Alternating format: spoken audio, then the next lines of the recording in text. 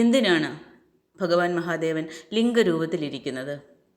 ചിലർ അതിനെ തെറ്റായി മനസ്സിലാക്കുന്നു, ചിലർ പരിഹസിക്കുന്നു, ചിലർ ഭയപ്പെടുന്നു. പക്ഷേ സത്യം അറിയുന്നവർക്ക് ശിവലിംഗം എന്ന് പറഞ്ഞാൽ ലോകത്തിലെ ഏറ്റവും വലിയ ആത്മീയ രഹസ്യങ്ങളിൽ ഒന്നാണ്. ലിംഗം എന്ന വാക്കിൻ്റെ യഥാർത്ഥ അർത്ഥം എന്താണെന്ന് നിങ്ങൾക്കറിയാമോ? സംസ്കൃതത്തിൽ ലിംഗ എന്ന് പറഞ്ഞാൽ അടയാളം എന്നാണ് അർത്ഥം. കാണാനാകാത്ത ഒരു സത്യത്തിൻ്റെ അടയാളം, രൂപമില്ലാത്ത ഒരു ശക്തിയുടെ പ്രതീകം. അതായത് ശിവലിംഗം ഒരു വിഗ്രഹമല്ല, അതൊരു സൂചനയാണ്. ഈ പ്രപഞ്ചത്തിൻ്റെ പിന്നിൽ ഒരു അനന്തശക്തി ഉണ്ട് എന്ന് ഓർമ്മപ്പെടുത്തലാണത്. നമ്മളൊന്ന് ചിന്തിച്ചു നോക്കാം. കാറ്റിന് രൂപമുണ്ടോ? ഇല്ല. പക്ഷേ അതിൻ്റെ സ്പർശം നമ്മൾക്ക് അനുഭവിക്കാം. സ്നേഹത്തിന് രൂപമുണ്ടോ? ഇല്ല. പക്ഷേ അത് നമ്മൾക്ക് അനുഭവിച്ചതിൻ്റെ ചൂട് മനസ്സിലാക്കാം. അതേപോലെ തന്നെയാണ് ശിവതത്വവും. ഭഗവാൻ മഹാദേവൻ ഒരു മനുഷ്യനെ പോലെ ഒരു ശരീരത്തിൽ പൂട്ടപ്പെട്ട ശക്തിയല്ല. ഭഗവാൻ എല്ലായിടത്തും നിറഞ്ഞിരിക്കുന്ന ബോധമാണ്.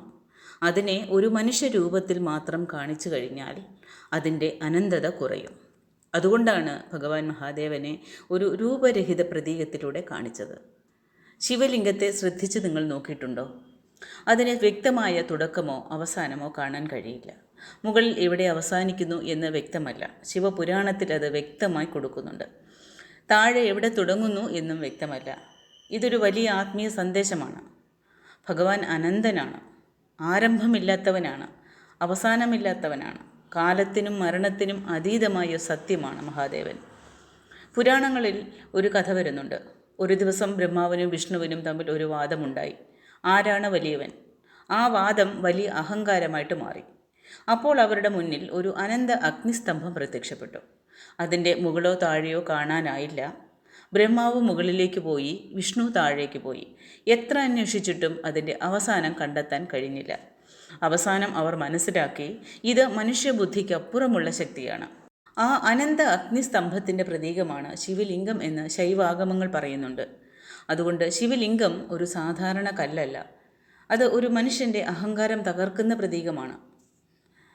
നിങ്ങൾ കാണുന്നതെല്ലാം അല്ല എന്ന് പറയുന്ന ആത്മീയ പാഠമാണ്. പലർക്കും ഒരു സംശയം വരും, എന്തിനാണ് ശിവലിംഗം ഇങ്ങനെ ഒരു ആകൃതിയിലിരിക്കുന്നത്? അത് മനസ്സിലാക്കാൻ ആദ്യം നമ്മൾ സൃഷ്ടിയെ മനസ്സിലാക്കണം. ഈ ലോകത്തിൽ എന്തെങ്കിലും സൃഷ്ടിക്കപ്പെടാൻ രണ്ട് ശക്തികൾ വേണം, പുരുഷതത്വവും സ്ത്രീതത്വവും, ശിവനും ശക്തിയും. വൈദ്യുതിയിൽ പോസിറ്റീവും നെഗറ്റീവും ചേർന്നാൽ മാത്രമേ പ്രകാശമുണ്ടാകൂ, അല്ലേ? അതേപോലെ സൃഷ്ടിക്കും രണ്ട് ഊർജങ്ങൾ വേണം. ശിവലിംഗത്തിൻ്റെ താഴെയുള്ള പീഠം ശക്തിയാണ് സൂചിപ്പിക്കുന്നത്. മുകളിലെ ലിംഗഭാഗം ശിവതത്വത്തെ സൂചിപ്പിക്കുന്നു. ഇത് പുരുഷനും സ്ത്രീയും ശരീരതലത്തിൽ പറയുന്ന കാര്യമല്ല. ഇത് കോസ്മിക് എനർജിയുടെ ഏകത്വമാണ്, ജീവൻ ജനിക്കുന്ന ദിവ്യരഹസ്യം. പക്ഷേ മനുഷ്യൻ ആത്മീയതയെ ശരീരതലത്തിലേക്ക് വലിച്ചിഴയ്ക്കുമ്പോൾ തെറ്റിദ്ധാരണകൾ ഉണ്ടായി. അതാണ് ഇന്നും പലർക്കും സംഭവിക്കുന്നത്. കണ്ണ് പുറത്തേക്ക് മാത്രമാണ് നോക്കുന്നത്. അപ്പോൾ കല്ല് മാത്രമേ കാണാൻ പറ്റുകയുള്ളൂ. അകത്തേക്ക് നോക്കുമ്പോഴാണ് ബ്രഹ്മാണ്ടം കാണാൻ പറ്റുന്നത്. ഒരു സാധാരണ മനുഷ്യൻ ക്ഷേത്രത്തിൽ പോകുന്നു, ശിവലിംഗത്തിന് മുന്നിൽ നിൽക്കുന്നു. അവൻ അറിയാതെയെങ്കിലും ഒരു നിമിഷം മനസ്സ് നിശ്ചലമാകുന്ന അവസ്ഥ വരുന്നു. എന്തുകൊണ്ടാണ് അങ്ങനെ സംഭവിക്കുന്നത്? കാരണം ശിവലിംഗത്തിൻ്റെ രൂപം ധ്യാനത്തിന് അനുയോജ്യമായ ഒരു ജ്യാമിതീയ രൂപമാണ്. വൃത്തവും ഓവൽ രൂപവും മനുഷ്യ മനസ്സിനെ ശാന്തമാക്കുന്നതാണ്. അതുകൊണ്ടാണ് പുരാതന ഋഷിമാർ ഈ രൂപം തിരഞ്ഞെടുത്തത്. ഇന്ന് ശാസ്ത്രജ്ഞന്മാർ പോലും പറയുന്നുണ്ട്, ചില പ്രത്യേക ജ്യാമിതീയ രൂപങ്ങൾ മനുഷ്യൻ്റെ മനോനിലയെ ബാധിക്കും. പിരമിഡുകൾ പോലെ, വൃത്താകൃതികൾ പോലെ. അതുപോലെ ശിവലിംഗവും ഒരു എനർജി രൂപമാണ്. പഴയകാലത്ത് സിദ്ധന്മാർ ശിവലിംഗത്തിന് സമീപം ധ്യാനം ചെയ്തിരുന്നു. എന്തുകൊണ്ടാണ്? അവർ കല്ലിനെ അല്ല ആരാധിച്ചത്, ആ കല്ലിലൂടെ പ്രകടമാകുന്ന ചൈതന്യത്തെയാണ് അനുഭവിച്ചത്. നമ്മുടെ ശരീരവും ഒരു ലിംഗരൂപമാണെന്ന് ചില യോഗികൾ പറയുന്നുണ്ട്. ബ്രഹ്മാണ്ടവും ഒരു ലിംഗരൂപത്തിലാണ് വികസിക്കുന്നത് എന്നും ചിലർ പറയുന്നുണ്ട്. ഗാലക്സികളുടെ രൂപം നോക്കിയാലും, അണ്ഡത്തിൻ്റെ രൂപം നോക്കിയാലും, ജീവൻ്റെ വിത്തിൻ്റെ രൂപം നോക്കിയാലും ഒരു കോസ്മിക് പാറ്റേൺ കാണാം. അതുകൊണ്ടാണ് ശിവലിംഗം പ്രപഞ്ചത്തിൻ്റെ രൂപരഹിത രൂപം എന്ന് ചിലർ പറയുന്നത്. ഒരു കുഞ്ഞ് അമ്മയുടെ ഗർഭപാത്രത്തിൽ വളരുമ്പോൾ ആദ്യം വ്യക്തമായ മനുഷ്യരൂപമില്ല, അല്ലേ? ഒരു ജീവശക്തിയാണ്. അത് പിന്നീട് രൂപം പ്രാപിക്കുകയാണ്. അതുപോലെ തന്നെ സൃഷ്ടിക്കും മുൻപുള്ള അവസ്ഥയാണ് ശിവതത്വം. രൂപങ്ങൾ ഉണ്ടാകുന്നതിന് മുൻപുള്ള ഒരു ശൂന്യത. ആ ശൂന്യതയെ പ്രതിനിധീകരിക്കുന്നതാണ് ശിവലിംഗം. ശിവം എന്ന വാക്കിൻ്റെ അർത്ഥം പോലും മംഗളം എന്നാണ്. ഇത് എത്ര പേർക്കറിയാം? പക്ഷേ അതിലും ആഴത്തിലുള്ള അർത്ഥം അല്ലാത്തത് എന്നതാണ്. അഥവാ എല്ലാ പരിമിതികൾക്കും അപ്പുറമുള്ള ഒരവസ്ഥ. അതൊരു മനുഷ്യരൂപത്തിൽ ഒതുങ്ങുന്നതല്ല. നമ്മൾ പലപ്പോഴും ദൈവത്തെ മനുഷ്യനെ പോലെയാണ് ചിന്തിക്കുന്നത്. കോപിക്കുന്നവൻ, സന്തോഷിക്കുന്നവൻ, ശിക്ഷിക്കുന്നവൻ, രക്ഷിക്കുന്നവൻ.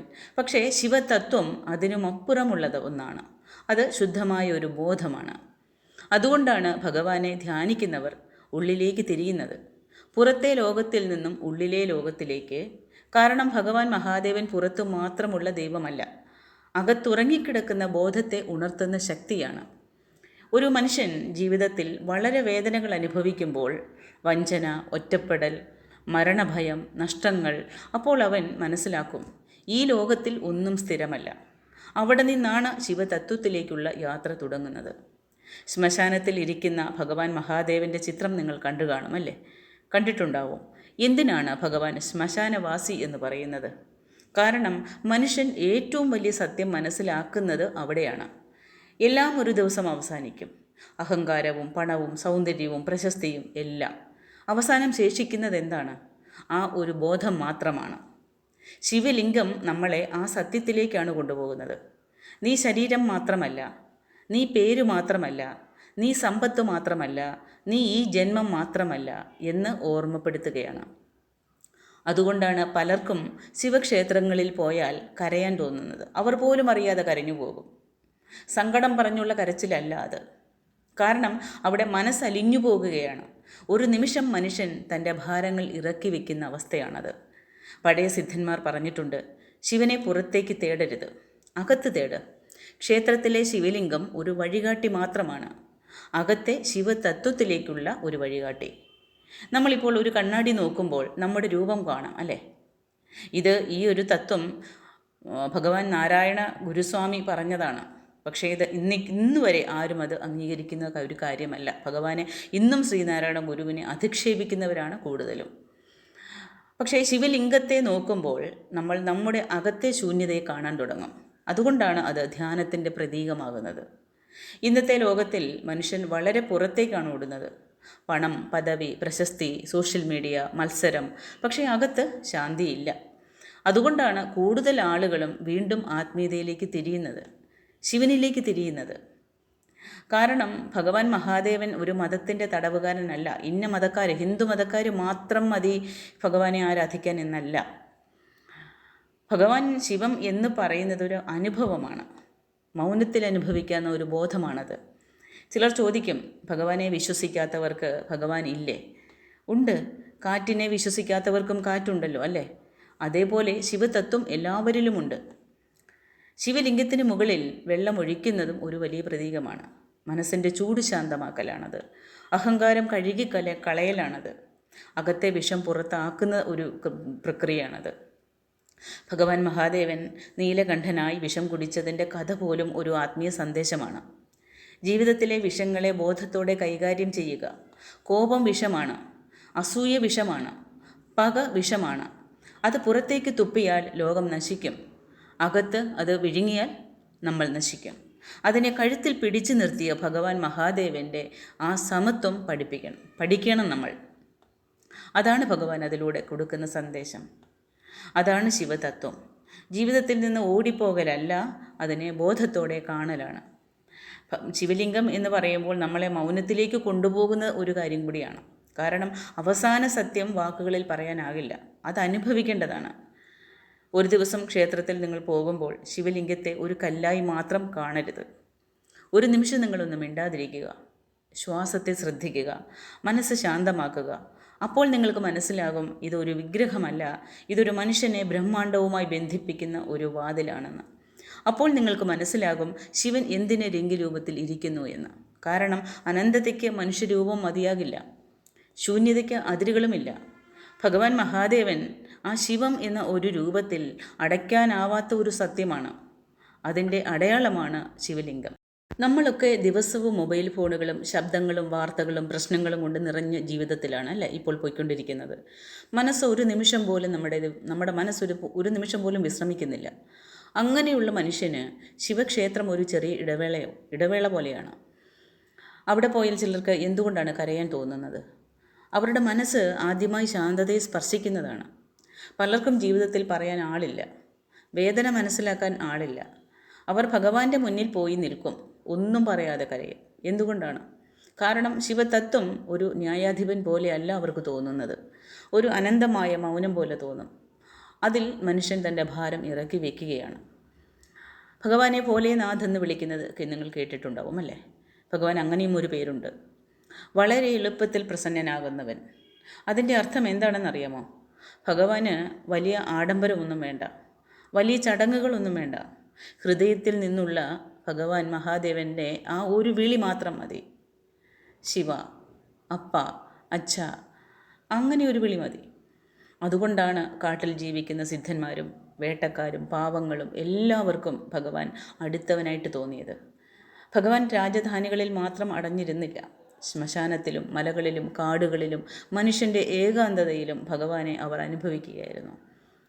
നിങ്ങളൊരു കഥ കേട്ടിട്ടുണ്ടാകും, കണ്ണപ്പ നായനാർ എന്ന ഭക്തൻ്റെ കഥ. അദ്ദേഹം വലിയ ദേവജ്ഞാനിയൊന്നും ആയിരുന്നില്ല, വേദജ്ഞാനിയൊന്നും ആയിരുന്നില്ല, ക്ഷേത്രാചാരങ്ങൾ അറിയില്ലായിരുന്നു. പക്ഷേ അദ്ദേഹത്തിൻ്റെ സ്നേഹം സത്യമായിരുന്നു.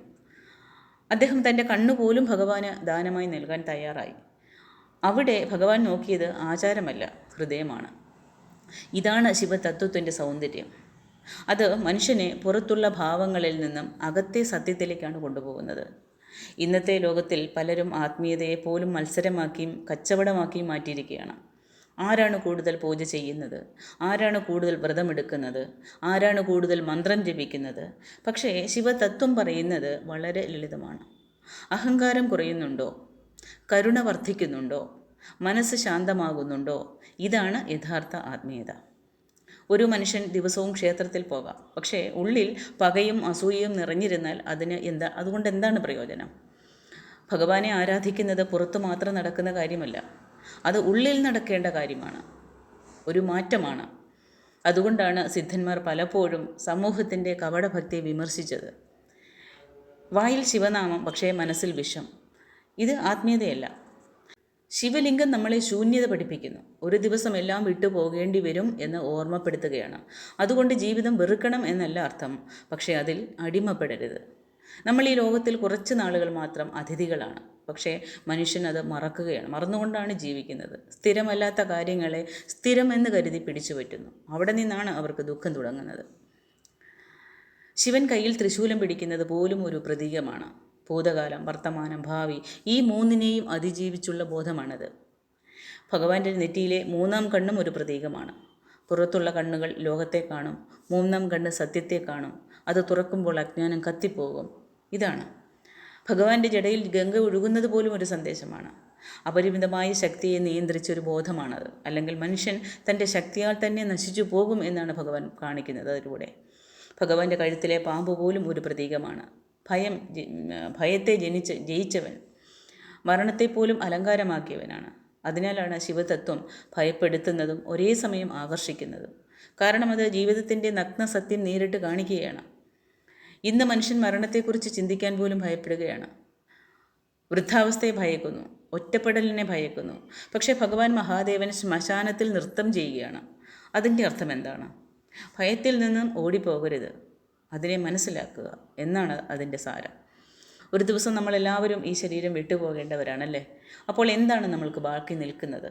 പണമോ പദവിയോ അലങ്കാരമോ ഒന്നുമല്ല, അഹങ്കാരമല്ല, മനസ്സിൻ്റെ ഗുണമേ ബാക്കി നിൽക്കുകയുള്ളൂ. അതുകൊണ്ടാണ് യഥാർത്ഥ ഒരു ശിവഭക്തൻ കരുണയുള്ളവനാകുന്നത്. അവൻ മറ്റുള്ളവരെ താഴെ ആക്കി അല്ലെങ്കിൽ താഴ്ത്തിക്കെട്ടി സംസാരിക്കാൻ താല്പര്യപ്പെടില്ല. കാരണം അവർ എല്ലായിടത്തും ഒരേ ബോധം കാണാൻ തുടങ്ങും. ഒരു ഉറുമ്പിനെയും അനാവശ്യമായിട്ട് കൊല്ലാൻ തോന്നാത്ത ഒരവസ്ഥയിലേക്ക് എത്തും.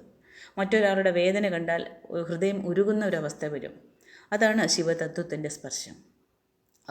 അവർ യഥാർത്ഥത്തിൽ ഭഗവാൻ മഹാദേവൻ തന്നെയാണ്. പലരും കരുതുന്നത് ആത്മീയത എന്ന് പറയുമ്പോൾ ഈ ലോകം വിട്ടു പോകണമെന്നാണ്. പക്ഷേ ഭഗവാൻ കുടുംബമുള്ളവനാണ് അല്ലേ? ഭഗവാന്റെ ഒപ്പം ദേവിയുണ്ട്, മക്കൾ ഗണപതി മുരുകനുണ്ട്. ജീവിതം ഉപേക്ഷിക്കണമെന്നല്ല ഭഗവാൻ അതിലൂടെ പറയുന്നത്, ആ ബോധത്തോടെ ജീവിക്കണമെന്നാണ്. കുടുംബത്തിലിരിക്കുമ്പോഴും ധ്യാനം സാധ്യമാണ്, ജോലി ചെയ്യുമ്പോഴും ആത്മീയത സാധ്യമാണ്, പ്രശ്നങ്ങൾക്കിടയിലും ഉള്ളിലെ ശാന്തി സാധ്യമാണ്. ഇതാണ് ഭഗവാൻ പഠിപ്പിക്കുന്നത്. പലർക്കും തോന്നും, ഞാൻ വളരെ പാപം ചെയ്ത ആളാണ്, എനിക്ക് ദൈവം ലഭിക്കുമോ? ശിവതത്വം പറയുന്നത് ഒരു നിമിഷത്തെ യഥാർത്ഥ ബോധം പോലും മനുഷ്യനെ മാറ്റും. കാരണം ഇരുട്ട് എത്ര വർഷമുണ്ടായാലും ഒരു ചെറിയ വിളക്ക് മതി അത് മാറ്റാൻ, അല്ലേ? അതേപോലെയാണ് അജ്ഞാനം എത്ര ഉണ്ടായാലും ബോധത്തിൻ്റെ ഒരു നിമിഷം മതി. ശിവലിംഗത്തിന് മുന്നിൽ നിൽക്കുമ്പോൾ ആ കണ്ണുനീർ വരുമ്പോൾ, ആ കണ്ണടയ്ക്കുന്ന ആ നിമിഷങ്ങളിൽ അതെല്ലാം ഒരു വലിയ വലിയ സന്ദേശമാണ്. അതെല്ലാം നമ്മളപ്പോൾ മനസ്സിലാക്കേണ്ടത് പുറത്തെ ഈ ലോകത്തിൽ നിന്നും നമ്മൾ ഉള്ളിലേക്ക് പോകുമ്പോഴാണ് ആ യാഥാർത്ഥ്യങ്ങൾ മനസ്സിലാക്കുന്നത്. അപ്പോഴാണ് നമ്മൾക്ക് ആ ഒരു സങ്കടാവസ്ഥ ഉണ്ടാകുന്നത്. അത് നമ്മുടെ വേദനകളോ കഷ്ടപ്പാടുകളോ ഓർത്തിട്ടുള്ളതല്ല. ഇതൊക്കെ ആയിരുന്നല്ലോ സത്യം, ഞാൻ മനസ്സിലാക്കാൻ വൈകിയല്ലോ എന്നുള്ള ആ ഒരു ഏറ്റുപറച്ചിൽ. ആ നിമിഷം മനുഷ്യൻ തൻ്റെ യഥാർത്ഥ സ്വഭാവത്തെ സ്പർശിക്കുകയാണ്. ആ ശാന്തമായ ഒരു ബോധം ഉണ്ടാകുകയാണ് അവർക്ക്. അതാണ് ഭഗവാൻ ശിവലിംഗത്തിലൂടെ മനുഷ്യരിലേക്ക് എത്തിക്കുന്ന ആ മഹത്തരമായ സന്ദേശം. അതാണ് ശിവം. അപ്പോൾ എല്ലാവർക്കും മഹാദേവൻ്റെ അനുഗ്രഹം ഉണ്ടാകാൻ പ്രാർത്ഥിക്കുന്നു. അടുത്ത വീഡിയോയിൽ കാണാം.